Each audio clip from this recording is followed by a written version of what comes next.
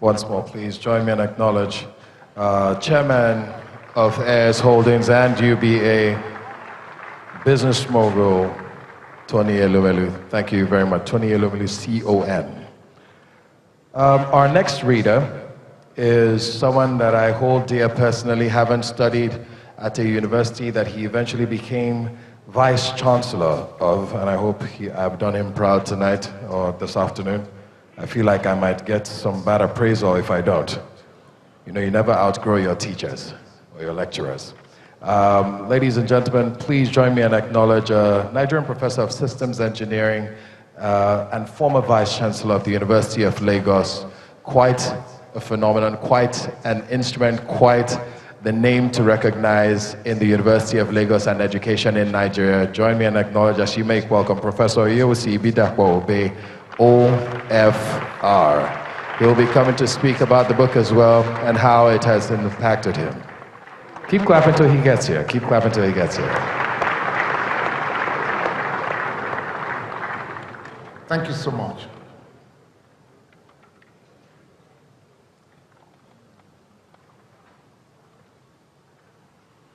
Pa Akitola Williams, thank you for coming.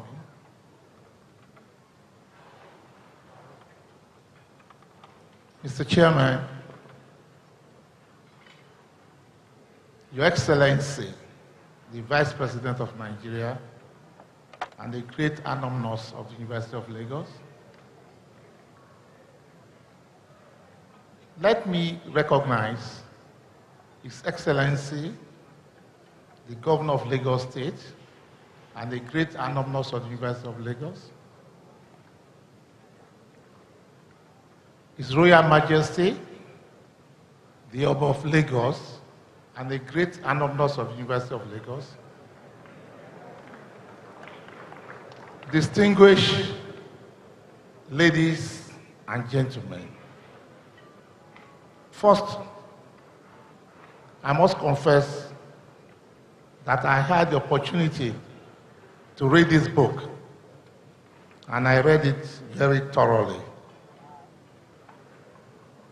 My first interaction with Mr. Jim Ovia was perhaps in 1984, when, in fact, the bank was starting, and I was appointed to look for people who could support the university in its search to be independent of government funding. And one of the people I went to see as the managing director of Unilag Consult at that time was Mr. Jim Ovia. The interaction was so effective, and I kept him in my memory.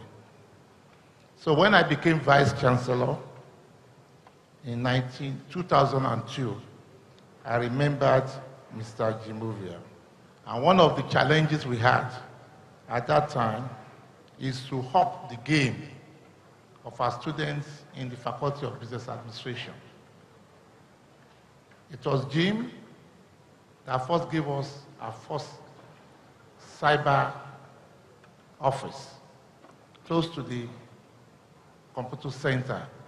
He totally donated it and insisted that we should not charge anything for students to use it.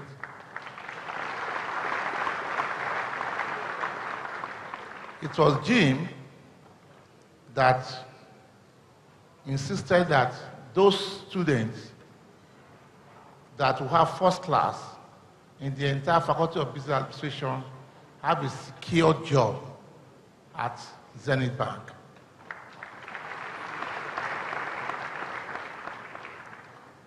Jim and technology, Jim and education.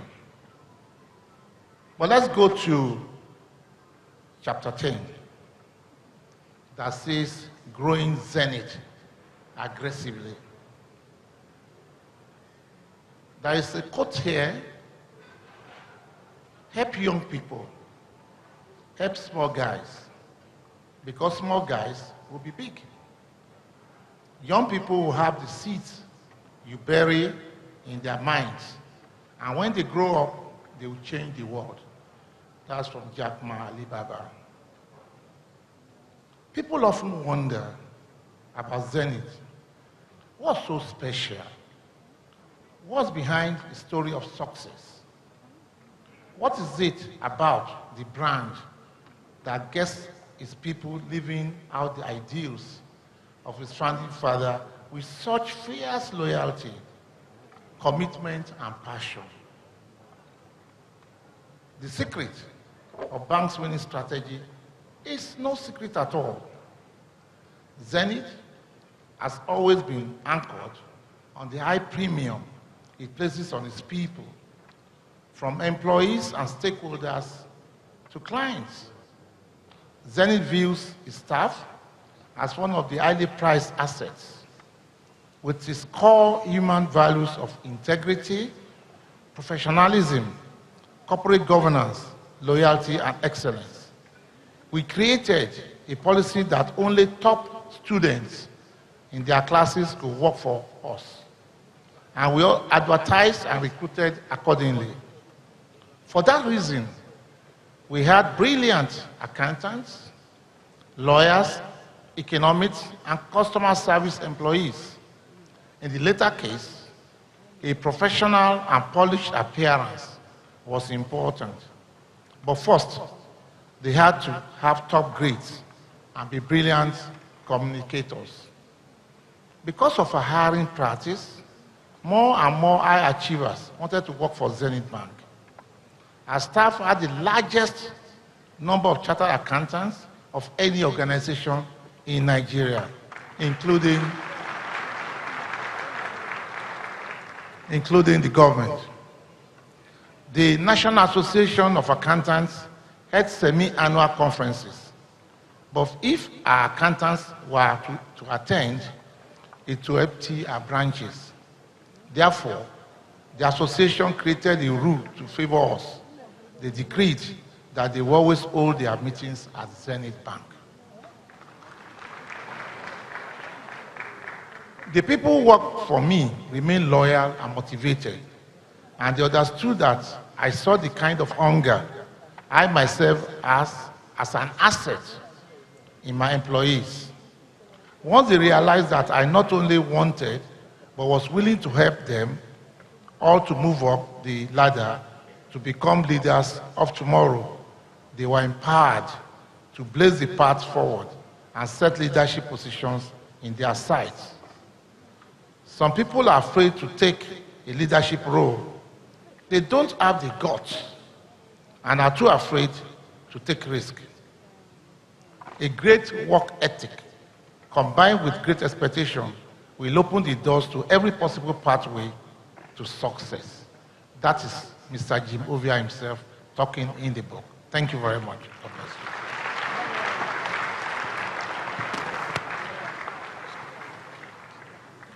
Please put your hands together for him one more time. Quick and efficient. Thank you very much, sir. My next speaker, though not a lawyer, has invaluable counsel. And though not into engineering and systems, knows how to build phenomenal structure. It just happens to be the author's best friend and confidant, and has been for several years. Ladies and gentlemen, join me and welcome Mrs. K. Ovia as she speaks and gives her own perspective on the book, its author, and key insights to the book, Africa, Rise and Shine. Once more, please put your hands together for her.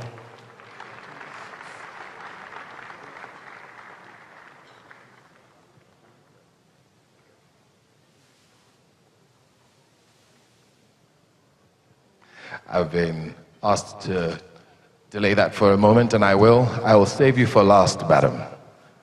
All right, let's save the